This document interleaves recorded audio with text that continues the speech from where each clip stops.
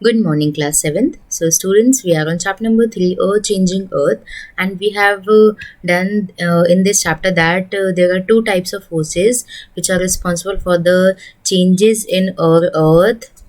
We can say the inside of the Earth or outside of the Earth. We have done the endogenic forces. What do you mean by endogenic forces? We have done volcanoes and we have done the earthquakes in detail. And in this class, we are going to start. Yes, we have also done in the previous class the diastrophic forces also.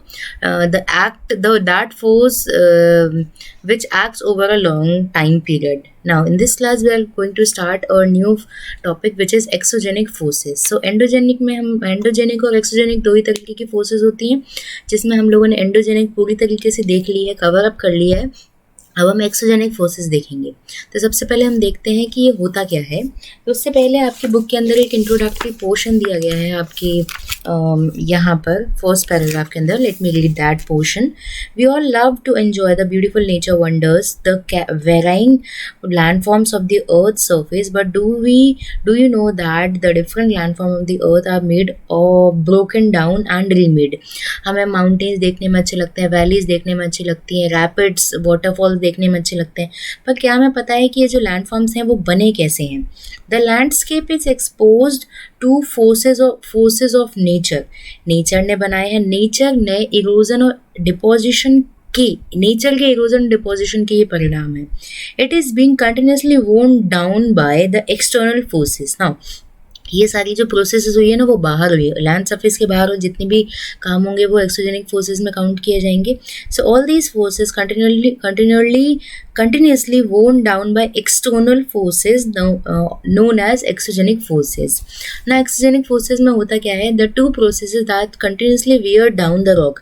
ऐसी दो ताकतें हैं जो कि एक पत्थर को continuously earth surface में वेदरिंग और इरोजन, हम इन दो ताकतों को बोलते हैं. कंटिन्यूसली उसमें तोड़ मरोड़ टूट फूट होते जा रही है और उसके बाद वो नीचे गिरे जा रहे हैं, इसे हम बोलते हैं इरोजन. तो वो दो काम करता कौन है? वेदरिंग कर रहे हैं और इरोजन कर रहे हैं. उसमें टूट फूट का वेदरिंग क्या करते हैं? उस पत्थर की टूट फूट में एक तरीके से इम्पॉर्टेंट रोल प्ले करते हैं. इरोजन एक जगह से दूसरी जगह लेके जाना प्रोसेस होता है. तो इस तरीके से वो लैंडस्केप को ना ऑल्टर कर रहे हैं, अलग अलग डिफरेंट लैंडस्केप बना रहे हैं. मान लिया एक पहाड़ था, उसके नीचे अगर पत्थर नहीं है, उसके बाद अगर पत्थर आ गए तो वो किसका एक तरीके से रिजल्ट है? वो वेदरिंग और एरोजन का.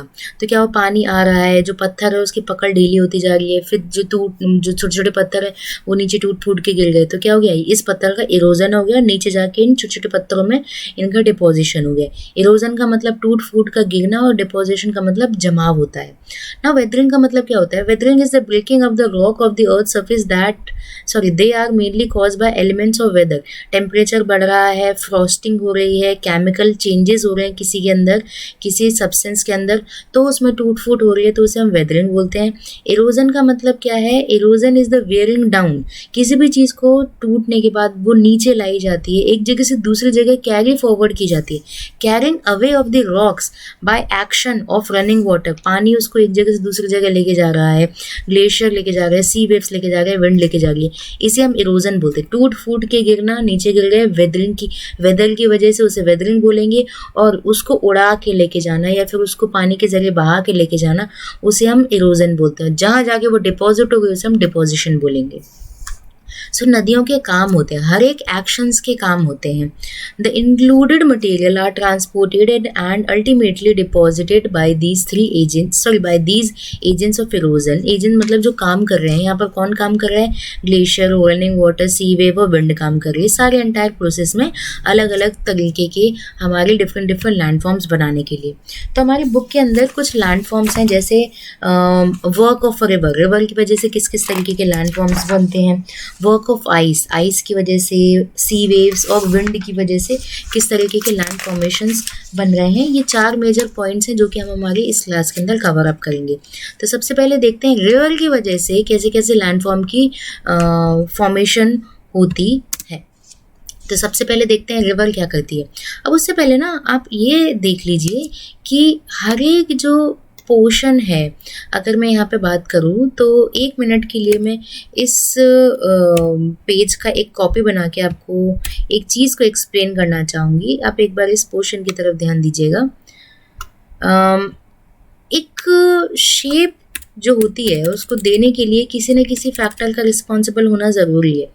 यहाँ पर ये चीज़ हम इसलिए इंक्लूड कर रहे हैं यहाँ पर कि जैसे हम हमारे टाइम पीरियड की बात करें तो एक इंसान जो होता है वो एक टाइम पीरियड के लिए जीता है। अब उस टाइम पीरियड में वो अगर जी रहा है तो वो क्या क्या काम करता है, उसने अपना बचपन जिया, उसके बाद उसकी जो बोलते हैं हम लोग युवावस्था है, उसके बाद उसकी प्रौढ़ावस्था वृद्धावस्था आती है। तो एक रिवर की भी यही स्टेज होती है। इसको मैं ऊपर वाली स्लाइड में रखना चाहती हूँ। जैसे हम लोगों ने इरोजन पढ़ा, उसके बाद हम लोग यहाँ आते हैं। जैसे ये है आपके माउंटेन्स, रिवर का काम है माउंटेन से निकली वो, ठीक है। उसके बाद वो तरह तरीके की चीज़ें बना रही है, जैसे फ्लड प्लेन बना रही है, ऑक्सबो लेक बना रही है, सॉल्ट मार्श बना रही है, डेल्टा बना रही है। बहती हुई आई माउंटेन से रैपिड्स बना रही है, ग्लेशियर लेक्स यहाँ पर बनाए उसने। और उसके बाद यहाँ नीचे आगे जाके अपने मिड पोर्शन में और वो फॉर्मेशन करती है, फिर उसके आगे जाके और फॉर्मेशन करती है। तो ये पूरा एक टाइम पीरियड है, कहाँ से आई, कहाँ बह गई, कहाँ यहाँ पर उसकी एंडिंग हो जाती है, वो मिल जाती है अपने ओशन के साथ, और यहाँ इसकी स्टार्टिंग है। तो इतना लंबा टाइम पीरियड है। इन टाइम पीरियड में वो करती क्या क्या है? सबसे पहले वी शेप वैली बनाती है, वी शेप की घाटियां बनाती है। So let's start with the very first work of the river. A river is a natural channel of running water. As a river flows it eroded the landscape it carried along this load of rock, stone and other particles with itself. This load scurs the riverbed in the highlands. The river flows very rapidly. As a result, erosion is faster. The river cuts deep V-shaped valley in the solid of the landscape. देखिए नदियाँ बहती आ रही हैं। अब नदियाँ बहती आ रही है तो अपने साथ बहुत सारा सेडिमेंट्स लेके आ रही है, बहुत सारे रॉक, स्टोन और अदर पार्टिकल्स लेके आ रही है। अब जब वो आएगी तो घिसेगी, नीचे के जो माउंटेन है उसको घिसती जाएगी और गहरा करती जाती है, जिस वजह से जो वैली है वो और गहरी होती जाती है। जब पानी है उसके नीचे बहुत सारा सामान है तो वो करेगा, इरोड करते जाएगा। तो वो जो वैली है ना उसको वो और स्टीप, जैसे इतनी सी वैली थी उसमें वैली है, उसे और गहरा करते गए धीरे धीरे गहरा करते उसने वी शेप की फॉर्मेशन कर दी। मान लो ऐसी वैली होगी, और गहरा करते उसने क्या किया, उस वैली को तिरछा बना दिया, तीखा बना दिया, जिसे हम बोलते हैं वी शेप वैली। तो यहाँ बात कर रब कर रही है नीचे से लैंड सरफेस पार्ट को, वो काटती जा रही है, जिस वजह से आपकी वी शेप वैली की फॉर्मेशन हो जाती है। अब हम देखते हैं यहाँ पर कि हमारे रैपिड्स कैसे बनते हैं, रैपिड्स की फॉर्मेशन कैसे होती है और आपके वाटरफॉल की फॉर्मेशन कैसे होती है। तो सबसे पहले हम देखेंगे यहाँ पर रैपिड क्या होते हैं। ये देखिए, आप देख सकते हो यहाँ पर मैंने दो डायग्राम्स को इंक्लूड किया है, एक तो रैपिड का डायग्राम है और एक यहाँ पर आपका डायग्राम है वाटरफॉल का। तो सबसे पहले रैपिड्स की तरफ बढ़ते हैं। In the highland when the river jumps over the hard rock, यहाँ पर बड़े बड़े हार्ड रॉक, पत्थरों, बोल्डर्स की तरफ जागी, तो जब वो इन्हें इरोड नहीं कर पाती क्योंकि बहुत हार्ड पत्थर है, तो इनके ऊपर से जागी, इन्हें हम बोलते हैं रैपिड्स। यहाँ पर रिवर राफ्टिंग भी की जाती है। वाटरफॉल क्या होता है? Waterfall is created when the river plunges, जब रिवर किसी भी हाईएस्ट ग्रेट हाइट से नीचे पहुंचती है, एड्ज पर पहुंचकर हाईलैंड और स्टीप वैली, और when horizontal bands of the rock with undercut soft rock, ऊपर से जो हार्ड रॉक है वो सॉफ्ट रॉक के जरिए, सॉफ्ट रॉक कट जाता है, हार्ड रॉक नहीं कटता है, तो ऊपर से जब पानी नीचे की तरफ गिर रहा है लोअर पार्ट की तरफ, तो वो एक वाटरफॉल की फॉर्मेशन कर रही है। ये रैपिड्स में से गुजर गई। अब देखते हैं, हो सकता है ये आगे जो है लैंड सरफेस एरिया जो कंटिन्यू नहीं है, वो स्टीप वैली या फिर स्टीप हॉरिजॉन्टल बैंड है हार्ड रॉक का, तो उसी हार्ड रॉक के जरिए वो जो रिवर है अगर वो नीचे फ्लो कर रही है तो इस एरिया को, इस फॉर्मेशन को हम बोलते हैं वाटरफॉल। अब देखते हैं मिएंडर और ऑक्सबो लेक क्या होती है। अब ये जो नदी है, जब हम ऊपर देख रहे थे कि जो नदी है वो आगे जाकर ऐसे शेप में सांप जैसे तैरता है, सांप जैसे चलता है, उस शेप में बहने लग जाती है। तो जब वो बहती है तो वो क्या करती है, further downstream tributaries join the main river. ये मेजर, ये जो नदी बह रही है आपकी, उसमें ना बहुत सारी ट्रिब्यूटरीज आके मिलती रहती है।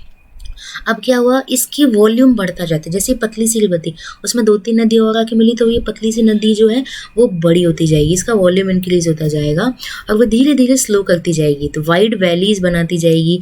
Slow river to stone and bends over the wide plain forming look called meanders. अब देखिए इस तरीके से बही जा रही है।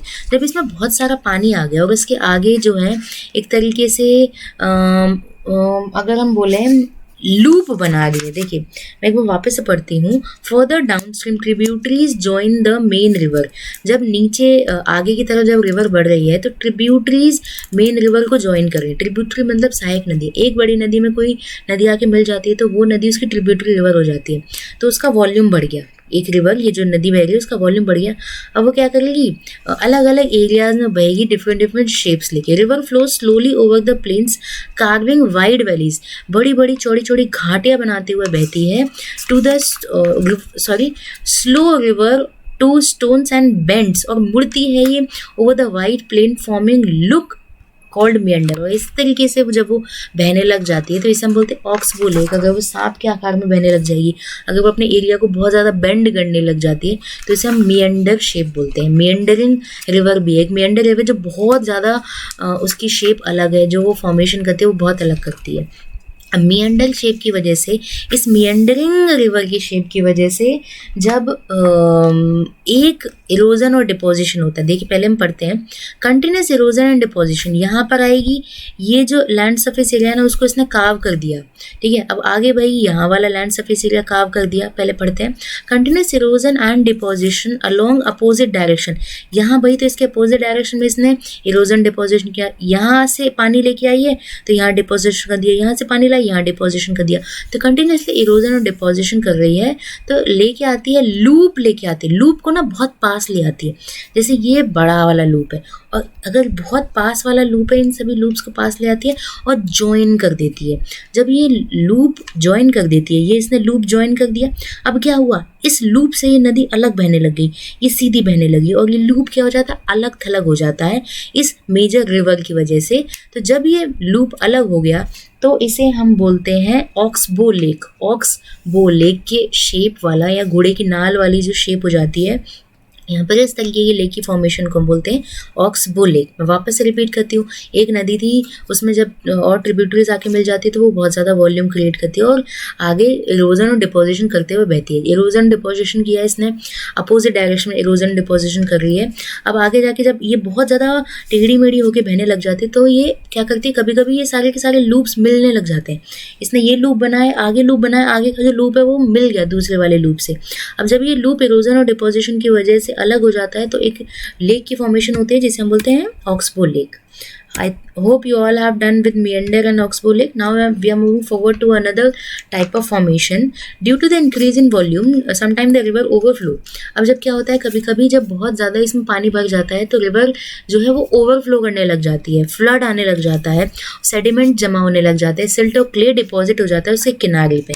Bank of the flood river as a result flat और tile alluvial plain is formed as more deposition take place along the sides of the river. River के किनारे या फिर उसके आसपास वाले रिवर रीजन्स में ना एक तरीके से फॉर्मेशन हो जाती है, सिल्ट की जमाव हो जाता है, क्ले का डिपोजिशन हो जाता है, इस जगह को हम बोलते हैं लिवीज। सो ये वाले एरियाज हैं levees. Embankment called levees are formed, river की वजह से ये सारे के सारे एक तरीके से तटबंध, हम जैसे बोलेंगे ना तट के किनारे बांध टाइप बन गया तो इसे हम बोलते हैं तटबंध हिंदी में। तो अब हम बढ़ते हैं हमारे लास्ट पोर्शन की तरफ। अब जो हमारी रिवर है ना, इसने मियंडरिंग शेप दिखा दी, इस तरीके से सांप के आकार में बह गई, इसने ऑक्सबो लेक दिखा दी। अभी लास्ट हमारी जो एरिया है ये है, बस अभी नदी अपना वाटर रिलीज करने वाली है, अब नदी हमारी एंड होने वाली है ओशन के अंदर या किसी सी के अंदर मिलके, तो अब वो बनाती है डेल्टा। अब as the river approaches the sea, धीरे धीरे जब वो लेके आ रही है अपना सारा का सारा मलबा लेके आ रही है और आके यहाँ डिपॉजिट कर देती है। अब वो भार जो है, जो डिपोजिशन है, जो सेडिमेंट्स है, उसका जो हैवीपन है, उसका जो हैवी लोड है वो बर्दाश्त नहीं कर पा रही है। So now the river deposit its heavy load of sediments which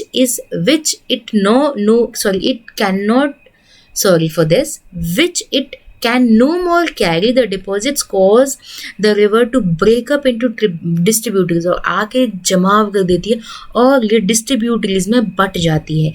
एक जो मेजर रिवर आ गई थी अब वो बट गई आपके डिस्ट्रीब्यूटरीज के अंदर और एक तरीके से ट्रायंगुलर ब्रेडेड चैनल, ब्रेड मतलब जो छोटी होती है, इस तरीके से आप देख सकते हैं कितनी सारी इसके पार्ट्स हो रहे हैं। सो डिस्ट्रीब्यूटरीज में बढ़ जाती है, ब्रेडेड चैनल्स बनाती है और ट्रायंगुलर पीस ऑफ लैंड बनाती है जो कि रिवर और माउथ ऑफ द रिवर के अंदर सारा का सारा डिपोजिशन करते हैं और इसे हम बोलते हैं डेल्टा। बहुत सारा डिपोजिशन लेके आती है और इस तरीके से ट्रायंगुलर पोर्शन में ये जमा कर देती है। ये नदी का आखिरी पोर्शन है जिसे हम डेल्टा बोलते हैं। ये आपके डेल्टा का डायग्राम भी है, एक तरीके से डिपोजिशन है सेडिमेंट्स का। इतने सारा भाग जो डिपोजिशन, इतने सारा हैवी लोड्स जो लेके आ रही थी वो एक तरीके से यहाँ लाके जमा कर देती है, चैनल्स में बढ़ जाती है जिसे हम डिस्ट्रीब्यूटरीज बोलते हैं, और यहाँ जाके वो एक तरीके से ओशन में जाके मिल जाती है। सो ये था हमारा लास्ट पॉइंट जो कि रिवर करती है अपने काम। तो एक बार क्विक रिवीजन करते हैं कि रिवर के क्या क्या काम है। सबसे पहले एक्सोजेनिक फोर्सेस, इरोजन और डिपोजिशन होता है। इरोजन और डिपोजिशन वेदरिंग के जरिए होता है। इरोजन मतलब चीज़ों का टूट फूट के गिरना, एक जगह से दूसरी जगह बहा के लेके जाना by running water, glacier, sea waves और विंड। ये है आपकी पूरी नदी का एक पूरा टाइम पीरियड जहाँ से उसका बर्थ हुआ और कहाँ उसकी एक तरीके से एंडिंग हो जाती है। आपके माउंटेनियस रीजन से उसकी ओरिजिन होता है, उसके बाद वो तरह तरीके की फॉर्मेशन बनाती है और एंड में ओशन से जाके मिल जाती है। सबसे पहले वो वी शेप वैली बनाती है, सबसे पहले घाटियों को गहरा करती जाती है। उसके बाद वो रैपिड्स बनाती है। रैपिड मतलब हार्ड रॉक जिसे वो इरोड नहीं कर पाई। वाटरफॉल जब वो स्टीप हार्ड रॉक के ऊपर से नीचे गिरता है। मियंडर जब वो सांप के शेप में एक जगह से दूसरी जगह चलती है। और लूप बनाती है। लूप जब अलग हो जाए तो उस लूप का मॉक्सबो लेक बोल रहे हैं। लीवीज मतलब जब वो डिपोजिशन करती है रिवर के बैंक में, फ्लड का जो फ्लड वाटर है, as a result flat fertile alluvial flood plain बन जाते हैं। इन डिपोजिशन को हम लीवीज बोलते हैं। और हमारा लास्ट पॉइंट है डेल्टा। डेल्टा मतलब जब वो सारा का सारा डिपोजिशन लाके एक एरिया में जमा कर दे ट्रायंगुलर शेप के अंदर, एक land formation of braided channel distributaries में बढ़ जाए, उसे हम डेल्टा बोलते हैं। So I hope you all have understood what are the formation of the river, which type of landscape the river formed. So what you have to do for your today's homework is, first of all you have to write down because of which two major elements or what are the major factor responsible for the exogenic forces. Okay, this is a first homework, and you have to write down what are the work of a river, because into how many parts, or we can say what are the landforms which can be formed by the work of a river. So you have major one, V-shaped valley. Second is rapid. The third one is waterfall. Fourth one is meander. Fifth one is oxbow lake. And sixth one is levees. And the last one is delta. तो आप सभी की इनकी information लिखनी है। सबसे पहले इनके नाम लिखने, इनकी इन्फॉर्मेशन नहीं लिखिएगा, इनके डायग्राम्स भी नहीं बनाने। क्वेश्चन है कि रिवर के क्या वर्क होते हैं, उनकी वजह से किस तरीके की जो लैंड सरफेस है उसकी फॉर्मेशन हो रही है, बस इतना सा आप लोगों को वर्क करना है। So I hope you all have understood what we have done in this class. So that's it for today's class. Thank you.